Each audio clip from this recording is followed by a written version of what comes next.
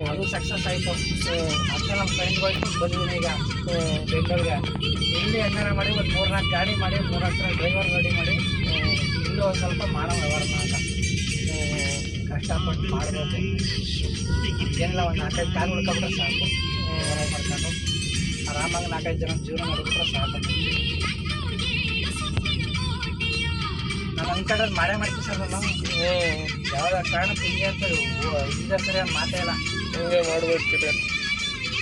ಇಂಗ್ಲೀಷಲ್ಲಿ ಒಂದು ವರ್ಡ್ ಆಯ್ತಾ, for the educated you can do or do anything ಅಂತ. ಅಂದ್ರೆ ನಾನು ಏನು ಬೇಕಾದ್ರೆ ಮಾಡ್ಬೋದು ಅಂತ ಓದಿರೋರು. ನಾವೇನು ಓದಿಲ್ವಲ್ಲ, ಓದಿದ್ರೆ ಕಷ್ಟ ಆಗೋದು.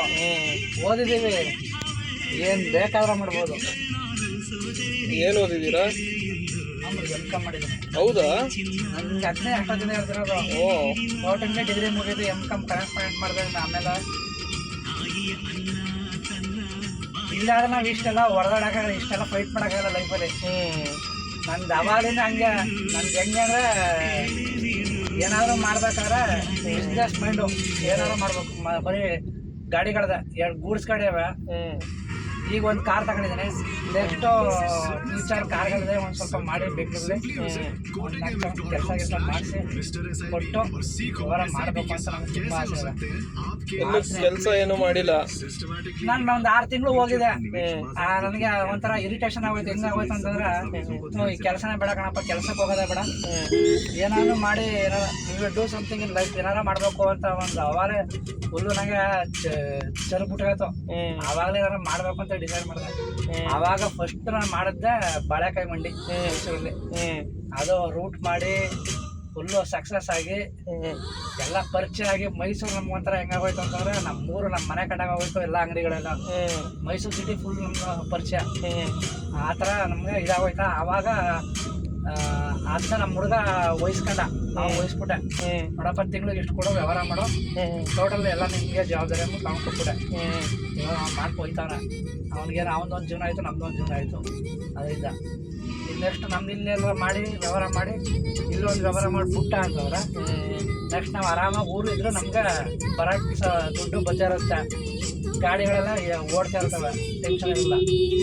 ಯಾವ ಊರು ನಿಮ್ಮದು? ಮೈಸೂರು ಕಲ್ಕುಂದ ಅಂತ ಮನೆಗೆ ತಾಲೂಕು. ನಮ್ಮ ಆಸೆ ಏನಿಲ್ಲ, ಒಂದು 4-5 ಜನ ನಮ್ಮಿಂದ ಜೀವನ ಮಾಡ್ಬೇಕು. ಒಳ್ಳೆ ಲೈಫ್ ಲೀಡ್ ಮಾಡ್ಬೇಕು ಅನ್ಕೊಂಡಿದ್ ಮಾಡ್ತೀರಾ ಬಿಡಿ. ನಾವು ಮಾಡೇ ಮಾಡ್ತೀವಿ ಸರ್. ಈ ಕಡೆ ಡೋರ್ ಅಂಡ್ ಎನಿಥಿಂಗ್ ತಂದಿಲ್ವಾ, ನಾನು ಮಾಡೇ ಮಾಡ್ತೀನಿ. ನಾನಂತೂ ಯಾವುದೇ ಕಾರಣಕ್ಕೂ ಕೂತ್ಕೊಳ್ಳಲ್ಲ. ಕೆಲಸದ ಬಗ್ಗೆ ನಾನು ಯಾವುದೇ ಕಾರಣಕ್ಕೂ ಹಿಂದೆ ಹಾಕಿಲ್ಲ, ಹಿಂದೆನೂ ಹೋಗಲ್ಲ, ಮುಂದೆನೂ ಹೋಗಲ್ಲ. ನಿಮ್ಮನ್ನ ನೋಡಿ ಕಲಿಬೇಕು ತುಂಬಾ ಜನ. ಎಲ್ಲ ಮಾಡ್ಲೇಬೇಕು ಸರ್. ಈಗ ಲೈಫ್ ಅಂತಂದ್ರೆ ಕಷ್ಟ ಅಪ್ಪ, ನನ್ನ ಕೈಲಿ ಆಗಲ್ಲ, ಟ್ರಾಫಿಕ್ ಅಂತ ಕುಂತ್ಕೋಬಾರ್ದು. ನಾನು ಅದನ್ನ ಜಯಿಸ್ತೀನಿ. ನನ್ಕಿಂತ ದೊಡ್ಡದು ಆ ಟ್ರಾಫಿಕ್ ಅಂತ ನಾನು ಏರಿಸ್ಬೇಕು. ಹಂಗಿದ್ರ ಅಂತ ಚೆನ್ನಾಗಿದ್ರೆ ಮಾತ್ರ ಬೆಂಗಳೂರು ಜೀವನ, ಇಲ್ಲ ಯಾವುದೇ ಒಂದು ಜೀವನ ಆದರೂ ಅಷ್ಟೇ. ನಾನು ಮಾಡ್ತೀನಿ ಅಂತ ನನ್ನ ಕೈಲಿ ಆಗುತ್ತೆ. ನಾನು ಹಿಂದೆ ಯಾವತ್ತೂ ಸರಿಯಿಲ್ಲ. ನಾನು ಮಾಡ್ತೀನಿ ಅಂತ ಯಾವನ ದೃಢ ನಿರ್ಧಾರ ತಗೊಂಡು ನುಗ್ತಾನ ಅವ್ನು. ಇವತ್ತಾಗಿಲ್ಲ ಅಂತಂದ್ರೆ ಇನ್ನು 5 ವರ್ಷಕ್ಕೆ ಯಾವಂದಾರು ಸಕ್ಸಸ್ಫುಲ್ ಲೈಫ್ ಆಗುತ್ತೆ. ಯಾಕಂದ್ರೆ ಅವನು ಶ್ರಮ ಪಟ್ಟಿರ್ತಾನೆ. ಆ ಶ್ರಮಕ್ಕೆ ಯಾವಾಗಲೂ ಪ್ರತಿಫಲ ಸಿಕ್ಕತ್ತೆ. ರಿಷಬ್ ಶೆಟ್ಟಿ ನೋಡಿ ಹೆಂಗಾವದ, ಅವನಿಗೆ ಚಾನ್ಸೇ ಕೊಡ್ತಿರ್ಲಿಲ್ಲ.